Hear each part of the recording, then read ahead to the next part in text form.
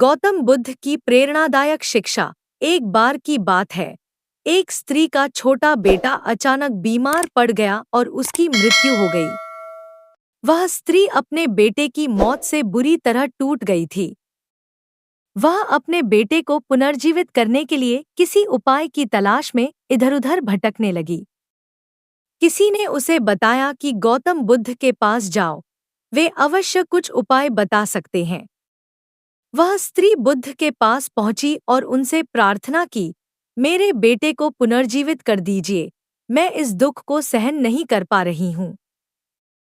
बुद्ध ने उसे ध्यान से सुना और बोले, मैं तुम्हारे बेटे को फिर से जीवित कर सकता हूँ, पर पहले तुम्हें एक काम करना होगा। स्त्री ने आश्चर्यचकित होकर पूछा, तुम्हें मुझे एक ऐसा घर से सरसों का बीज लाना होगा जहाँ कभी किसी की मृत्यु न हुई हो।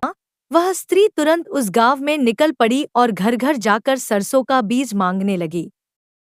लेकिन हर घर में यही सुनने को मिला कि उनके घर में किसी न किसी की मृत्यु जरूर हुई थी।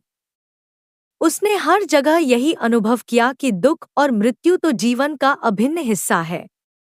कई दिनों की तलाश के बाद वह स्त्री वापस बुद्ध के पास लौटी और बोली, मुझे समझ आ गया कि मृत्यु जीवन का स्वाभाविक हिस्सा है, इसे कोई नहीं टाल सकता। अब मुझे अपने बेटे की मृत्यु का शोक नहीं है। गौतम बुद्ध ने मुस्कुराते हुए कहा, जीवन में दुख से भागा नहीं जा सकता, उसे समझना और स्वीकार करना ही सच्चा मार्ग है। गौतम बुद्ध का संदेश है कि दुख से भागने के बजाय उसे समझकर स्वीकारना चाहिए। आत्मस्वीकृति और धैर्य से ही हम मानसिक शांति और सच्ची खुशी प्राप्त कर सकते हैं।